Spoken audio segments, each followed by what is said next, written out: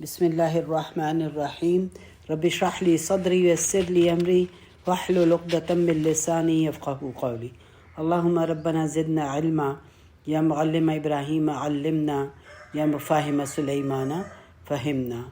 آج ہم سیرہ کے اوپر آگے بات کرتے ہیں۔ کل ہم نے یہ دیکھا تھا کہ مکہ کے ایلیٹس میں ایک یہ کسٹم تھا کہ وہ اپنے بچوں کو پرورش کے لیے گاؤں میں بھیج دیا کرتے تھے، اور گاؤں سے کچھ عورتیں جو ہیں وہ ایک خاص سیزن میں آیا کرتی رہتی تھیں تاکہ وہ بھی تاکہ اینول فنکشن ہوتا تھا اس میں آتی تھیں اور بچے لے جاتی تھیں۔ اور عموماً ایسی عورتیں ہوتی تھیں جن کا کہ اپنا ایک چھوٹا بچہ ہوتا تھا، کیونکہ انہوں نے دودھ پلانا ہوتا تھا تو اپنا ایک چھوٹا بچہ تھا۔ تو حلیمہ سعدیہ جو تھیں یہ بھی وہاں پہ تھیں، ان میں سے تھیں جو کہ بچہ پالنا چاہتی تھیں، اور یہ اپنے خاوند کے ساتھ آئیں۔ ان کی ایک بیٹی تھی جو 7-8 سال کی، شائمہ اس کا نام تھا، اور دوسرا ان کا بیٹا تھا جو نیو بورن تھا، اور ہسٹری میں ان کا نام نہیں پتہ بیٹے کا کیا تھا۔ لہٰذا یہ بھی مکہ آئیں گروپ کے ساتھ، اور انہوں نے جو ہے نا مکہ میں بچے دیکھے۔ اب جس کو ظاہر ہے کہ یہ کیونکہ ان کا مقصد یہ ہوتا تھا کہ یہ پیسہ کما لیں، تو ہمیشہ یہ امیر گھرانے کے ہی دیکھتے تھے کہ جہاں پہ ان سے پیسہ مل سکے۔ اب سب نے اپنے بچے لے لیے، لیکن حلیمہ سعدیہ کو کوئی نہ ملا، اور یہاں تک کہ واپس جانے کا ٹائم ہو گیا، اور رسول پاک صلی اللہ علیہ وسلم کو کوئی بھی نہیں لیتا تھا، کیونکہ سب کو پتہ تھا کہ یہ یتیم ہیں، لہٰذا ان کی فائنینسنگ زیادہ اچھی کوئی نہیں کر سکے گا۔ تو جب واپس جانے لگے اور ان کے پاس کوئی بچہ نہ تھا، تو انہوں نے اپنے خاوند سے کہا کہ بھئی مجھے شرمندگی ہے کہ میرے پاس کوئی بچہ نہیں ہے۔ تو خاوند نے مشورہ دیا کہ تم اس یتیم بچے کو ہی لے لو، اس کو کیوں نہیں لے لیتی؟ اب یہ اس سے ظاہر ہوتا ہے کہ یہ اچھے نرم دل کے لوگ تھے، اچھا کپل تھا، لہٰذا انہوں نے لے لیا رسول پاک صلی اللہ علیہ وسلم کو۔ اور جیسے ہی ہم نے دیکھا کہ میں نے کل بھی ڈسکس کیا تھا کہ جیسے ہی لیا تو جو معجزے تھے وہ ہونا شروع ہو گئے، اور جیسے بوڑھی بکری تھی اس نے دودھ دینا شروع کر دیا، اونٹ چلنا شروع ہو گیا۔ اور عموماً یہ کسٹم یہ ہوتا تھا کہ 2 سال تک یہ بچہ جو تھا ان کے پاس رہتا تھا، اور سال کے بعد وہ بچہ دکھانے آ جاتی تھیں۔ اب اس دوران کتنی دفعہ وہ آئیں اور آمنہ کتنی دفعہ ملیں، اس کے بارے میں کوئی انفارمیشن نہیں ہے، کیونکہ ظاہر ہے کہ وہی بات ہے کہ کسی کو یہ تو نہیں پتہ تھا کہ اس بچے نے بڑے ہو کے آخری رسول بننا ہے، محمد صلی اللہ علیہ وسلم ان کے اوپر پیغمبری ملنی ہے، تو اس لیے پیغمبری ملنی ہے، اس لیے کوئی ریکارڈ نہیں ہے۔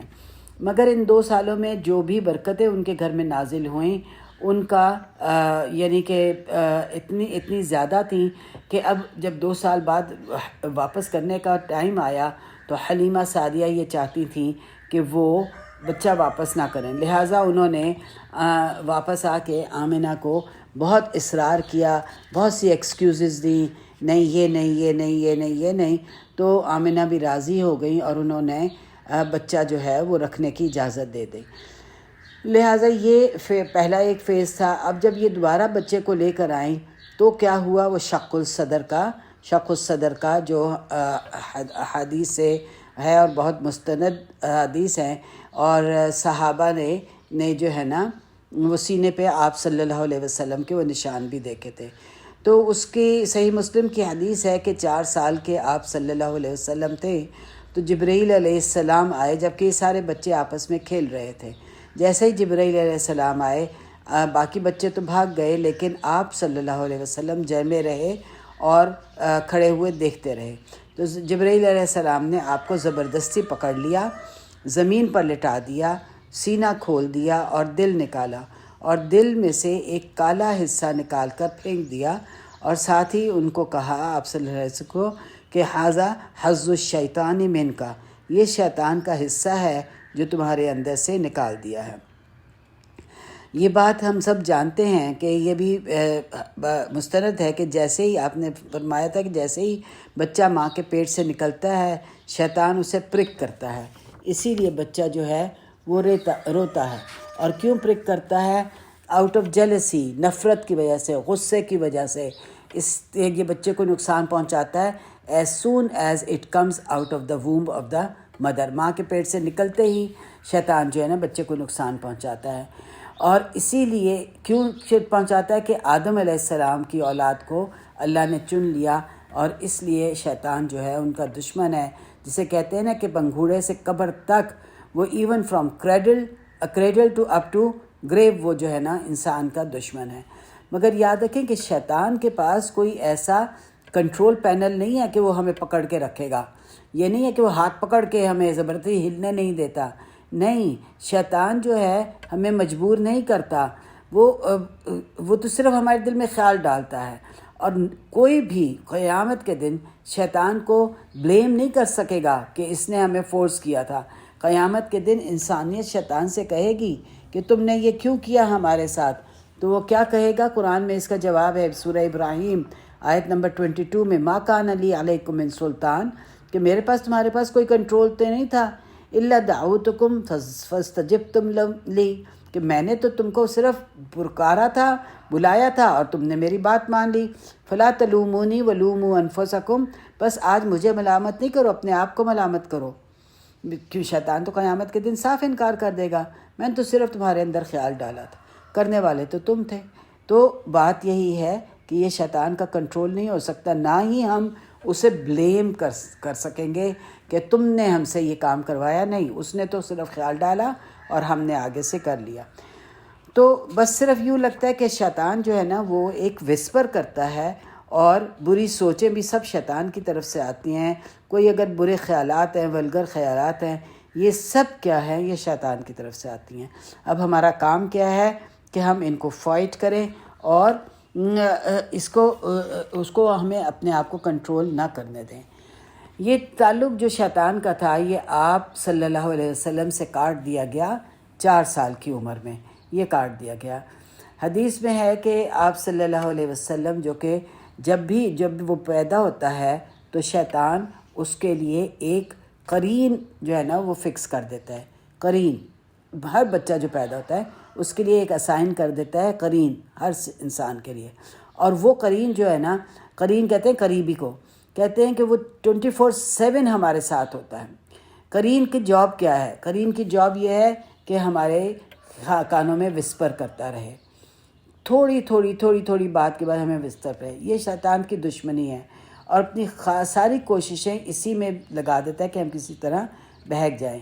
اتنی نفرت اس کو کیوں ہے؟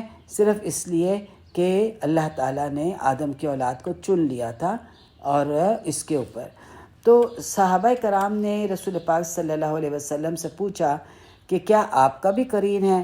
آپ صلی اللہ علیہ وسلم نے فرمایا میرا بھی ہے، مگر اللہ نے اس سے میری مدد کی اور اس کے خلاف، اس لیے اب اس نے بھی اسلام قبول کر لیا ہے، اور وہ اچھی وسپرز کرتا ہے۔ تو یہ جبرائیل علیہ السلام جو تھے نا، آپ کے دل کے لیے کیا ایک سنہری پیالہ تھا۔ یعنی یہ جو پچھلی حدیث ہے اس میں یہ کیا ہوا کہ انہوں نے جب سینہ شرح صدر کیا تو دل کو کیسے دھویا؟ ایک سنہری پیالہ تھا، زمزم کے پیالے سے دھویا اور واپس رکھ دیا، اور ہاتھ پھیر کر سیل کر دیا۔ تو اگر ہم یہ کہیں کہ فرسٹ اوپن ہارٹ سرجری جو ہے وہ رسول پاک صلی اللہ علیہ وسلم کی حضرت جبرائیل علیہ السلام نے کی، تو وہ غلط نہ ہوگا، اسی پر ہمارا ایمان ہے۔ اور یہ بچوں نے یہ سب کچھ دیکھا اور انہوں نے شور مچا دیا۔ جب حلیمہ سعدیہ جو ہیں وہ آئیں اور انہوں نے رسول پاک صلی اللہ علیہ وسلم کو دیکھا، تو انہوں نے دیکھا کہ ان کا رنگ جو تھا وہ زرد تھا، لیکن رو نہیں رہے تھے۔ یہ مسلم کی حدیث ہے۔ اور انس رضی اللہ عنہ کہتے ہیں کہ میں نے وہ لائن دیکھ سکتا تھا، آپ کی عمر جب 60 سال کی تھی تو اس وقت تک بھی وہ لائن جو ہے وہ وہاں پہ موجود تھی۔ تو اللہ تعالیٰ اگر چاہتے تو کیا کرتے کہ کوئی نشان نہ چھوڑتے؟ اللہ تعالیٰ کے لیے تو ممکن تھا، مگر اللہ تعالیٰ ہمیں ڈیمنسٹریٹ کرنا چاہتے تھے کہ یہ کام فزیکلی ہوا ہے، صرف روحانی طور پہ نہیں ہوا۔ اور یہی کام دوبارہ ہوا تھا اسراء و معراج پر، لیکن یہ کہ اس وقت کوئی کالا ڈاٹ نہیں تھا، اور دوسری دفعہ آپ کو جو شرح صدر کیا گیا تھا۔ بہرحال یہ خبر جب پہنچی کہ اس طرح سے آپ کے ساتھ ہوا ہے، تو حلیمہ سعدیہ جو ہیں وہ پریشان ہو گئی، اور وہ گھبرا گئی کہ ایسے نہ ہو کہ کچھ اور ہو جائے۔ تو انہوں نے محمد صلی اللہ علیہ وسلم کو اپنی والدہ کے حوالے کر دیا۔ تو یہ اس بات سے ہمیں کیا پتہ چلتا ہے کہ شرح صدر کیوں کیا گیا؟ کیونکہ آپ صلی اللہ علیہ وسلم کو ایک پیور اور کلین زندگی کے لیے تیار کیا جا رہا تھا، کیونکہ اسی لیے تمام پیغمبر جو ہوتے ہیں نا وہ معصوم ہوتے ہیں، وہ کوئی میجر سن نہیں کرتے، ان کا پرفیکٹ کیریکٹر ہوتا ہے۔ اسی چیز کو اللہ تعالیٰ نے قرآن میں کہا ہے کہ الم نشرح لک صدرک، کہ کیا ہم نے تیرا سینہ کھولا نہیں؟ یعنی یہ دونوں معنوں میں ہو سکتا ہے، روحانی طور پر بھی کہ صاف کیا اور فزیکلی بھی صاف کیا، یعنی شرح صدر روحانی طور پر یہ کہ ساری قرآن کے جو احکامات تھے اور اس کو وہ کیے، یہاں پہ اس لیے بھی کہ کیا ہے کہ شرح صدر بھی ہوا، اور یعنی ایک کا مطلب ہے کہ میں نے تمہارے اسلام کی طرف گائیڈ کیا، اور دوسرا یہ کہ تمہارا سینہ کھولا۔ اب جب حنین کی جنگ ہوئی، یعنی یہ کتنے سال بعد 54 ایئرز کے بعد حنین کی جنگ جو آخری جنگ تھی فتح مکہ کے بعد، تو اس وقت بنو سعد کا جو قبیلہ تھا وہ بھی فتح کر لیا گیا، اور آپ صلی اللہ علیہ وسلم کے پاس ایک عورت لائی گئی جو یہ کلیم کر رہی تھی کہ وہ رسول پاک صلی اللہ علیہ وسلم کی بہن ہے۔ تو جب اس کو لایا گیا آپ صلی اللہ علیہ وسلم کے پاس، تو آپ نے اس سے پوچھا کہ مجھے کیسے پتہ چلے گا کہ تم شیمہ ہو؟ تو اس نے جواب دیا کہ میری کمر پر ابھی بھی وہ نشان ہے جو تم نے مجھے کاٹا تھا جب تم بچے تھے اور میں نے تم کو اٹھایا ہوا تھا۔ تو اس بات پہ آپ صلی اللہ علیہ وسلم جو تھے انہوں نے ان کو آزاد کر دیا اور بے شمار تحائف وغیرہ دے کر رخصت کیا۔ اب رہ گئی حلیمہ سعدیہ اور ان کے خامن۔ تو اس جنگ کے بعد، یعنی حنین کی جنگ کے بعد، وہ بھی جو ہیں آپ سے ملنے آئے۔ اب خامن کے بارے میں نہیں پتہ، لیکن حلیمہ سعدیہ کے بارے میں تو پتہ ہے کہ آپ صلی اللہ علیہ وسلم نے ان کو پہچان لیا، اور آپ صلی اللہ علیہ وسلم کھڑے ہو گئے اور اپنی چادر بچھا دی کہ وہ بیٹھ جائیں، اور کچھ روایات میں یہ آتا ہے کہ انہوں نے اسلام قبول کر لیا۔ اب ہم یہ دیکھتے ہیں کہ جب رسول پاک صلی اللہ علیہ وسلم کو ان کی والدہ کے پاس لوٹا دیا گیا، اس کے بعد کیا ہوا، کیسے تربیت ہوئی، کیسے آپ نے پالا، اس کے بارے میں کسی قسم کی کوئی انفارمیشن نہیں ہے، کیونکہ ظاہر ہے وہی بات ہے کہ ایک بچہ اپنے ماں کے پاس پل رہا ہے، تو اس وقت تو کوئی اسپیشیلٹی نہیں تھی، تو کون ریکارڈ رکھتا کہ ان کے ساتھ کیا ہوا ہے۔ البتہ ایک واقعہ ہے جس کا کہ ذکر جو ہے وہ حدیث میں ملتا ہے، کہ وہ یہ ہے کہ آمنہ نے آپ صلی اللہ علیہ وسلم کو یثرب لے جانے کا فیصلہ کیا۔ یثرب کیوں کیا؟ کیونکہ ہم نے پہلے بھی کہا تھا کہ آپ کی پردادی جو تھیں وہ یثرب سے تھیں۔ عبد المطلب جو کے والد کو یثرب کی ایک لڑکی سے محبت ہو گئی تھی اور انہوں نے شادی کر لی تھی، اور یوں آپ دیکھیں کہ کتنی نسلیں پہلے ہی یثرب سے آپ صلی اللہ علیہ وسلم کا ایک تعلق قائم ہو گیا تھا۔ تو آپ نے آمنہ نے آپ کو یثرب لے جانے کا فیصلہ کیا۔ اب عرب جو تھے ان کا ایک کسٹم تھا، اور وہ یہ تھا کہ وہ اپنی خاندانی ہسٹری کو سب جانتے تھے، اور بہت فخر تھا نا اپنے خاندان پر۔ تو صرف یہ یعنی کہ جنریشنز تک، صرف 1-2 جنریشنز تک نہیں، لیکن بلکہ ابراہیم اور عدنان تک سب اپنی جنریشنز کو جانتے تھے کہ کون کس کا باپ تھا، کون ان کا دادا تھا، پردادا تھا، یعنی نسلیں قائم تھیں۔ یہ کیوں تھا؟ کیونکہ رشتہ داریاں قائم رکھتے تھے نا۔ جاہلی سوسائٹی تھی، کوئی پروٹیکشن تو تھی نہیں، اگر پروٹیکشن ملتی تھی تو خاندان سے ملتی تھی، کوئی گورنمنٹ نہیں تھی، کوئی لا نہیں تھا، کوئی آرڈر نہیں تھا، تو صرف رشتہ دار تھے جو ہر لمحے پروٹیکٹ کیا کرتے ہوتے تھے۔ لہٰذا آمنہ جو تھیں وہ رسول پاک صلی اللہ علیہ وسلم کو یثرب لے گئیں، اور ان کے ساتھ کون تھا؟ ام ایمن تھیں جو ان کی خادمہ تھیں۔ اب یہ ساری سٹوری جو ہے ام ایمن کی زبانی ہے۔ اگین ام ایمن کے بارے میں بھی معلومات نہیں ہیں، حالانکہ انہوں نے بڑی لمبی زندگی پائی، یہ مسلمان ہوئیں، اور آپ صلی اللہ علیہ وسلم کے فوت ہونے کے بعد تک بھی زندہ رہیں۔ یہ ابو بکر رضی اللہ عنہ صدیق کے خلافت میں فوت ہوئیں، لیکن کسی نے کوئی معلومات جو تھیں وہ ام ایمن سے نہ لیں، اگر کوئی لے لیتا تو شاید آج ہمیں آپ صلی اللہ علیہ وسلم کے بچپن کے کافی حالات پتہ ہوتے، لیکن اللہ کی مصلحت اسی میں تھی کہ اس چیز کو کسی نے اہم نہ سمجھا۔ تو آپ مدینہ میں کچھ عرصے رہے اور پھر آخر آمنہ آپ کو لے کے واپس مکہ کی طرف روانہ ہوئیں۔ جب آپ الابوا کے مقام پر پہنچے تو آپ کی والدہ انتقال کر گئیں، اور ان کی قبر آج بھی وہیں پہ ہے، ابوا کے مقام پر۔ اس وقت آپ کی عمر 6 سال تھی، اور یہ صرف 2 سال آپ صلی اللہ علیہ وسلم نے اپنی والدہ کے ساتھ گزارے۔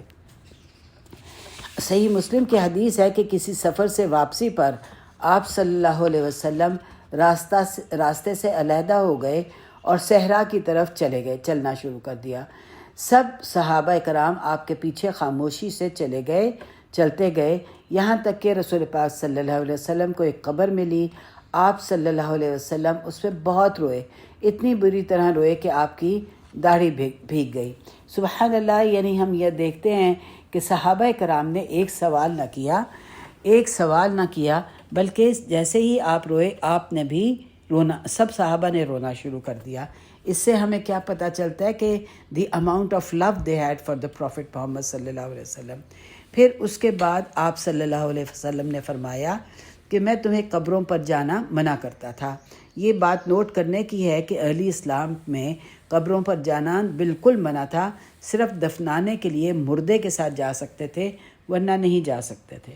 لیکن پھر آپ صلی اللہ علیہ وسلم نے کہا، مگر میں نے اللہ سے اپنی والدہ کی قبر پر جانے کی اجازت مانگی اور اللہ نے مجھے اس کی اجازت دے دی، لہٰذا اب میں تمہیں بھی اجازت دے رہا ہوں۔ یعنی اس سے ہمیں پتہ چلتا ہے کہ آپ صلی اللہ علیہ وسلم کا کوئی کام اللہ کی رضا کے بغیر نہیں ہوتا تھا، آپ اللہ سے پہلے اجازت لیتے تھے۔ تو یہاں پہ والدہ کے انتقال کے بعد آپ صلی اللہ علیہ وسلم کو عبد المطلب کے حوالے کر دیا، جو خود بھی 80 سال کے تھے اور آلموسٹ بلائنڈ ہو چکے ہوئے تھے۔ تو ایک دفعہ پھر اب ہم یہاں دیکھتے ہیں کہ ہمارے پاس آپ صلی اللہ علیہ وسلم کی اس بچپن کی بہت کم معلومات ہے۔ جو ارلیئر سیرہ بکس جنہوں نے لکھی ہیں، 2 لوگ ہیں، ایک ابن اسحاق ہیں اور ابن سعد ہیں، اور ان دونوں نے جو بھی معلومات دی ہیں بس اس کے ساتھ ہی ہم لوگ یعنی ہمیں اتنا ہی پتہ ہے جو ان دونوں نے معلومات دی ہیں۔ اب یہاں پہ انہوں نے ہی یعنی کہ یہ لکھا ہے کہ عبد المطلب جو تھے ان کا کعبہ کے ساتھ ایک ریزڈ پلیٹ فارم تھا، ایک تھوڑی سی اونچی سی جگہ تھی، جیسے کہ آج کنگز کے تھرون ہوتے ہیں نا، تو اس زمانے میں وہ کیونکہ چیف تھے اپنے اس کے قریش کے، اس لیے وہ وہاں پہ بیٹھتے تھے، اور پھر عصر کے بعد سارے کبار قریش جو تھے، یعنی بڑے بڑے قریش کے جو سردار تھے، وہ وہاں پہ جمع ہو جاتے تھے اور پھر وہاں پہ بیٹھ کے وہ آپس میں مشورے کیا کرتے تھے، اور اس پلیٹ فارم پہ اور کوئی نہیں بیٹھ سکتا تھا، ان کی اولاد کو بھی اجازت نہیں تھی۔ مگر ایک دفعہ رسول پاک صلی اللہ علیہ وسلم بھاگے ہوئے آئے اور اس پر بیٹھ گئے، تو سب نے ان کو ہٹانے کی کوشش کی، لیکن عبد المطلب نے منع کر دیا اور کہا کہ آپ ان کو بیٹھنے دو۔ تو یہاں پہ ابن سعد کی روایت میں ہے کہ کسی صحابی نے آپ سے سوال کیا تھا کہ کیا آپ کو عبد المطلب یاد ہیں؟ تو کیونکہ لیجنڈ تھے سعودی عربیہ کی اس وقت، تو آپ نے فرمایا ہاں، میں 8 سال کا تھا جب کہ وہ انتقال کر گئے، اور اپنے ڈیتھ بیڈ پہ وہ آپ کو اپنے بیٹے ابو طالب کے حوالے کر گئے، جو آپ کے سگے چچا تھے۔ آپ کے یہ سگے چچا تھے۔ حمزہ اور ابو لہب جو تھے وہ دوسری ماؤں سے تھے، لیکن یہاں پہ آپ کی والدہ جو تھی ایک ہی تھی۔ اور پھر جب یہ جو ابو طالب تھے، انہوں نے بڑی لمبی زندگی پائی، آپ کی عمر تقریباً 50 سال تھی، تو آپ 50 سال کی عمر میں یہ فوت ہوئے تھے۔ اب ہم یہاں پہ اپنی سیرہ کو روکتے ہیں، انشاءاللہ اس کے بعد ہم کل باقی کا حصہ شروع کریں گے۔ اللہ تعالی ہم سب کو توفیق دے کہ ہم اپنے اعمال کی درستگی کے لیے رسول پاک صلی اللہ علیہ وسلم کی سنتوں پہ عمل کریں، قرآن کو بامعنی سمجھیں، قرآن کو یہ نہیں کہ ہم ٹھیک ہے پڑھنا اپنی جگہ ہے، اس کا اجر اپنی جگہ ہے، لیکن اس کے معنی بھی ہمیں پتہ ہونے چاہیے، سمجھ آنا چاہیے ہمیں قرآن، تو تبھی جو ہے ہمارے اعمال میں بھی تبدیلی آئے گی۔ ربنا تقبل منا انک انت السمیع العلیم وتب علینا انک انت التواب الرحیم وصلی اللہ علی نبینا محمد وعلی آلہ وصحبہ اجمعین وآخر دعوانا ان الحمد للہ رب العالمین۔